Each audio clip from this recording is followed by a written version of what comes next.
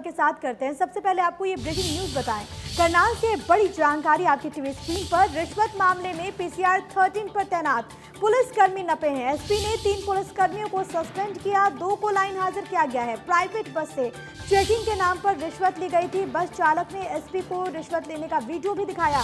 रिश्वत लेने के मामले में तुरंत कार्रवाई की गई है, ये बात एसपी के द्वारा की गई है। तो बड़ी खबर आपकी टीवी स्क्रीन पर, लगातार ये सख्ती जो है वो बढ़ती जा रही है। केसी आर्य मेरे सहयोगी तमाम जानकारी के साथ इस बीच फोन लाइन पर मौजूद हैं। केसी आर्य, जाहिर तौर पर एक बड़ी कार्रवाई की गई है, मैसेज देने की भी कोशिश है कि इस प्रकार से किसी भी चीज को कतई बर्दाश्त नहीं किया जाएगा। केसी आर्य।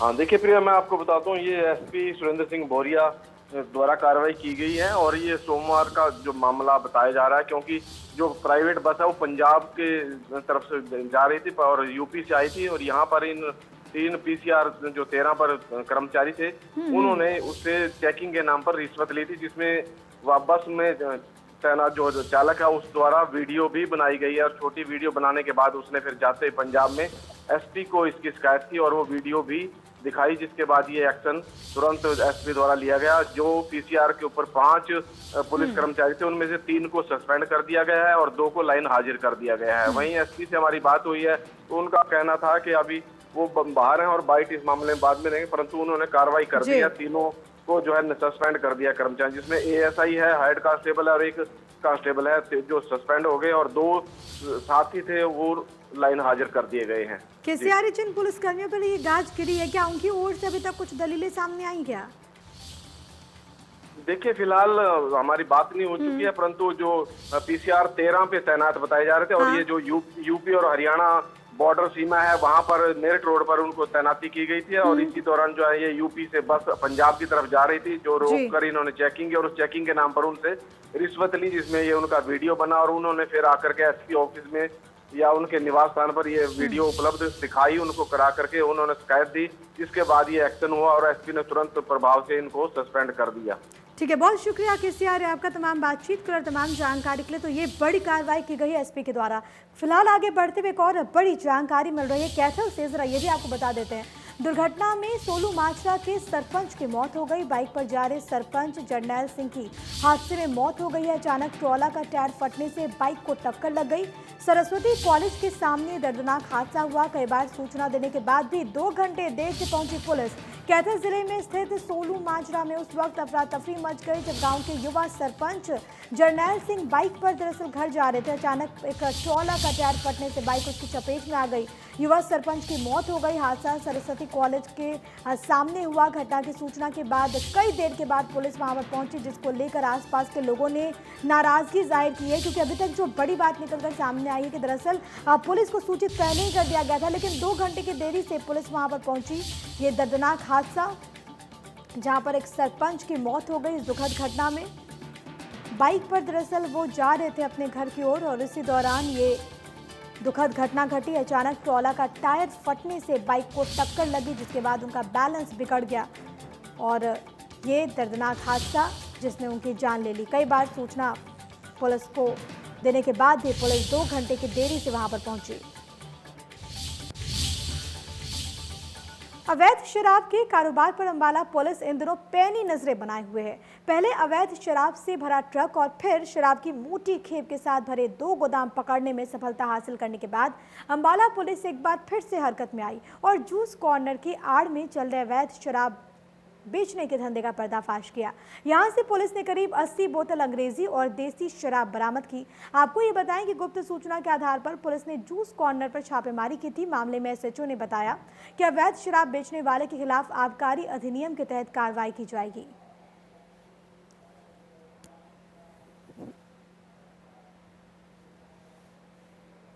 तो अवैध शराब के कारोबार पर पुलिस की यहां पर नजरें, क्योंकि लगातार सूचनाएं मिल रही थी, जिसके बाद आखिरकार ये कार्रवाई की गई है। जूस कॉर्नर पर ये छापेमारी आबकारी अधिनियम के तहत अब आगे आरोपी पर कार्रवाई की जाएगी। अंबाला से खबर आपको बता रहे हैं, 80 बोतल अवैध शराब की यहां पर बरामदगी भी हुई है। फिलहाल पुलिस इस पूरे नेक्सस को खंगालने का काम कर रही है कि क्या और भी लोग जो कि इसमें शामिल हो सकते हैं, किस तरीके से ये लोग वहाँ पर काम कर रहे थे बिना किसी के भनक लगे, इसको लेकर भी पुलिस वहां पर जांच कर रही है। हालांकि देखना होगा कि जांच में मुख्य बिंदु क्या कुछ निकलकर सामने आते हैं, लेकिन जिस तरीके से ये कार्रवाई की गई है उससे जाहिर तौर पर वहां पर हड़कंप मच गया। अवैध शराब के कारोबार पर पुलिस की नजरें, और इसी क्रम में ये कार्रवाई की गई है। जूस कॉर्नर पर छापेमारी पुलिस की ओर से अंबाला से खबर सामने आई है। आबकारी अधिनियम के तहत अब आगे की कार्रवाई पुलिस वहां पर करेगी। लगातार सूचनाएं मिल रही थी, जिसके बाद ये कार्रवाई की गई। कपिल मेरे सहयोगी तमाम जानकारी के साथ इस वक्त मौजूद हैं। कपिल, जाहिर तौर पर ये जो मामला है वो गंभीर है, हालांकि पुलिस की ओर से वहां पर कार्रवाई की गई। अभी तक इस पूरे प्रकरण को लेकर क्या कुछ बड़ी बातें सामने आई? प्रिया, इसमें पुलिस कई मामलों पे बारीकी से जांच कर रही है। अभी कुछ दिन पहले अंबाला में एक एलोवेरा की सप्लाई के नाम पे भी भारी मात्रा में शराब बरामद हुई थी जी। इस पूरे प्रकरण को पुलिस वहां से जोड़कर देख रही है। पुलिस को उम्मीद है कि शायद ये शराब वही है जो उस गोदाम से बरामद हुई थी और यहाँ पे इसको रिटेल में बेचा जा रहा था जी। इस पूरे मामले में एक जो सबसे बड़ी बात अभी निकल के सामने आई है, यह जो जूस व्यापारी था जो शराब भी बेचा करता था, यह बड़ी बोतलों से छोटी बोतलों में, कोल्ड ड्रिंक की बोतलों में शराब को भर के बेच रहा था। जिसमें पुलिस उन सभी बिंदुओं पे जांच करेगी कि यह शराब असली है या नकली है। इस बिंदु पे भी इस मामले में ठीक है जांच की कपिल, जा देखना सकती है। महत्वपूर्ण होगा कि जांच में क्या बातें आती हैं सामने। फिलहाल बहुत शुक्रिया आपका तमाम बातचीत के लिए और तमाम जानकारी के लिए। चलिए खबरों में आगे बढ़ते हैं। यमुनानगर की बात कर लेते हैं, जहां पर स्पेशल स्टाफ द्वारा एक गिरोह के 2 सदस्यों को कार समेत काबू करके उनके कब्जे से भारी मात्रा में नशीले इंजेक्शन कैप्सूल की बरामदगी हुई। यह गिरोह लंबे वक्त से इस इलाके में सक्रिय था। एक सूचना के आधार पर एसटीएफ ने इस गिरोह के 2 सदस्यों को काबू किया। आपको यहां पर यह बताते चले कि थाना छप्पर इलाके में एसटीएफ ने विशेष नाका लगाकर i20 कार को रोका तो उसमें 2 युवक बैठे मिले। गाड़ी की तलाशी लेने पर उनमें से करीब 2000 के करीब नशीले कैप्सूल और 3000 के आसपास नशीले इंजेक्शन मिले। मौके पर ड्रग इंस्पेक्टर प्रदीप चौधरी को बुलाया गया। उन्होंने बताया कि इंजेक्शन नशा मुक्ति केंद्र में नशा छुड़ाने के काम आते हैं, लेकिन युवा इसे नशे के रूप में इस्तेमाल करके अपना जीवन खराब कर रहे हैं।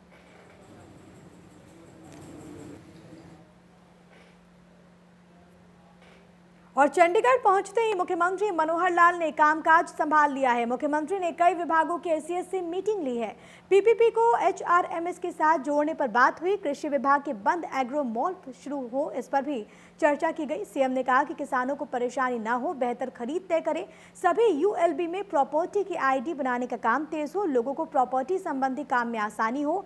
HSIIDC और HSVP को रिसीट को बढ़ाया जाए इसकी, और फिल्म सिटी विकसित करने का भी प्लान बने।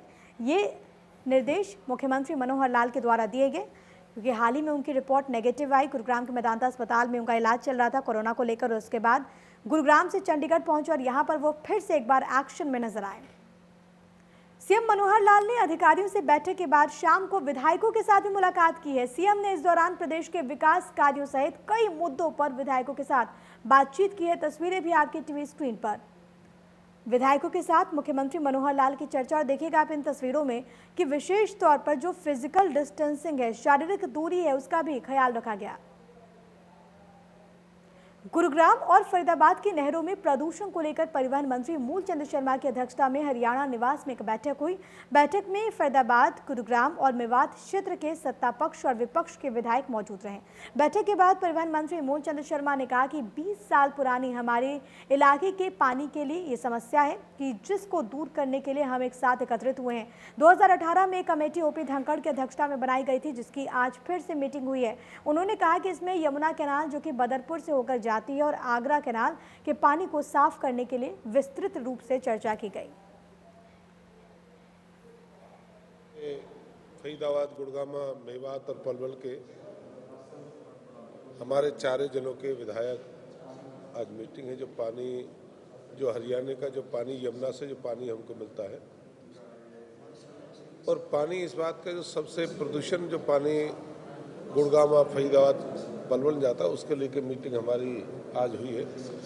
तो समस्या एक दिल्ली नहीं है, हमारे अपने ज़िले की भी है।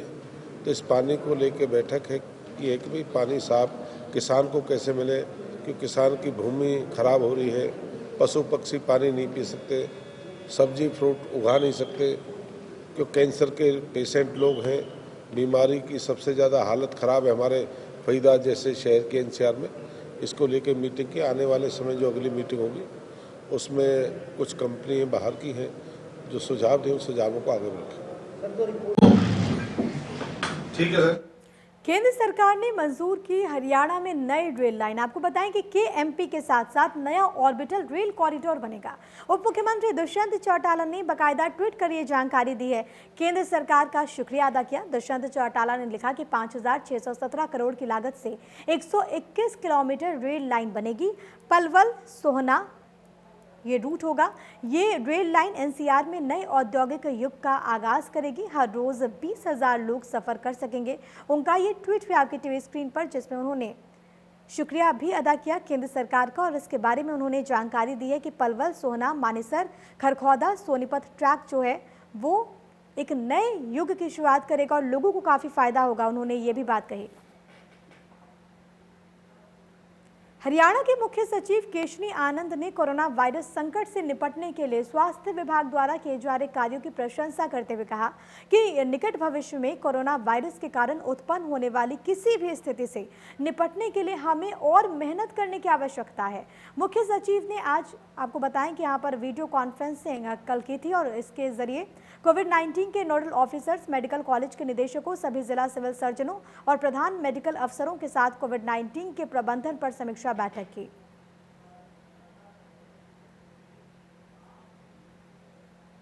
बहादुरगढ़ के महावीर पार्क की हर गली और कई घरों में सीवर का गंदा पानी घुस गया है। दरअसल रोहतक दिल्ली रूट पर नई सीवर लाइन डाली जा रही है। नई सीवर लाइन डालने वाली मशीन ने पुरानी सीवर लाइन को तोड़ दिया, जिसके कारण सीवर व्यवस्था लीक हो गई और लोगों के घरों के सामने गंदा पानी जमा हो गया। रिपोर्ट देखिए।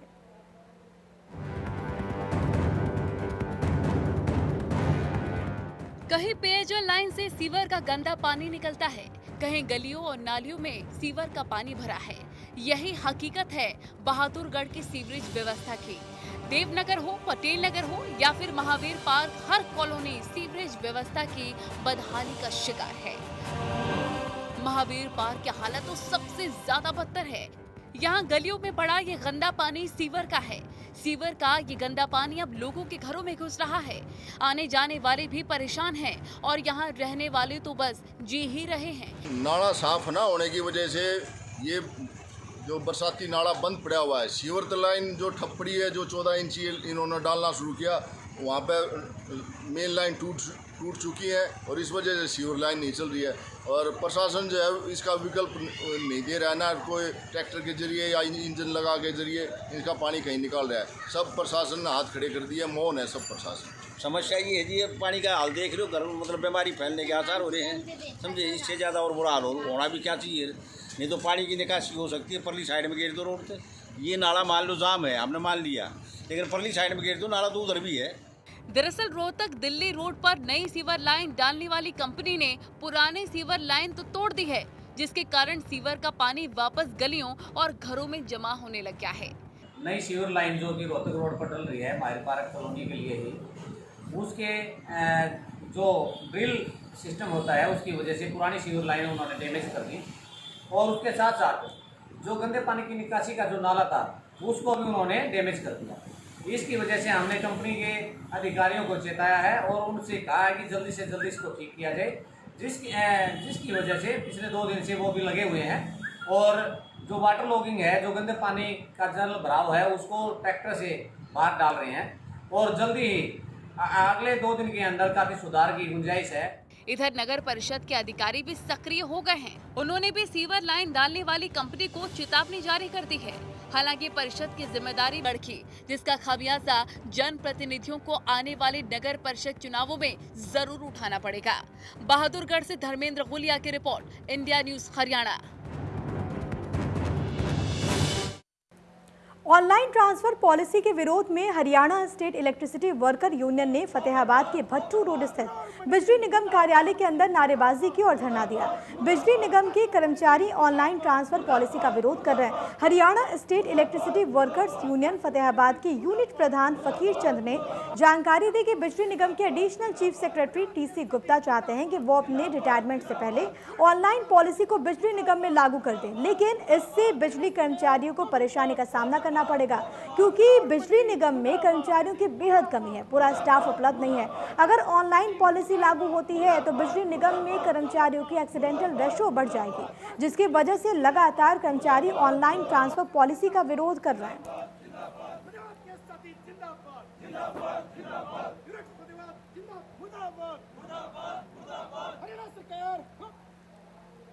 सीएम फ्लाइंग की टीम आजकल हर रोज कहीं न कहीं छापेमारी करती हुई नजर आ रही है। इसी क्रम में चरखी दादरी में आरसी और लाइसेंस बनाने वाले दलालों पर टीम ने छापेमारी की। दलालों के ठिकानों से सैकड़ों की संख्या में आरसी, लाइसेंस और नंबर प्लेट टीम को बरामद हुए हैं। आपको बताएं कि सीएम फ्लाइंग के सब इंस्पेक्टर कर्मवीर सिंह के नेतृत्व में खुफिया विभाग की मौजूदगी में कार्रवाई की गई है। अब टीम रिकॉर्ड की जाँच कर रही है।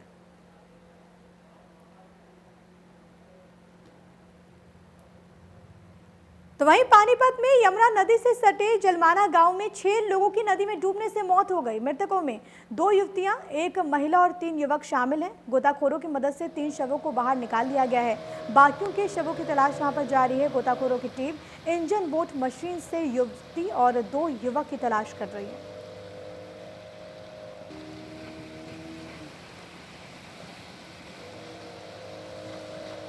तो आपको यहाँ पर ये बताएं कि ये दुखद खबर निकलकर पानीपत से सामने आई है, जहां पर 6 लोगों की नदी में डूबने से मौत हो गई।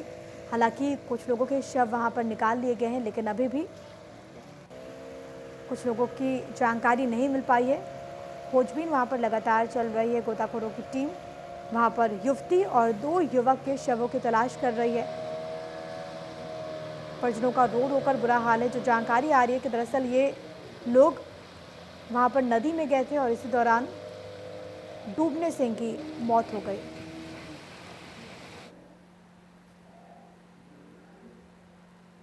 और अब एक नजर इस वक्त की हेडलाइंस में। प्रस्तुत करता है हेम पुष्पा। इम्यूनिटी बढ़ाए, स्वस्थ बनाए, महिलाओं की नंबर 1 आयुर्वेदिक औषधि की वेटॉनिक। आज संसद में पेश हो सकते हैं कृषि अध्यादेश। हरियाणा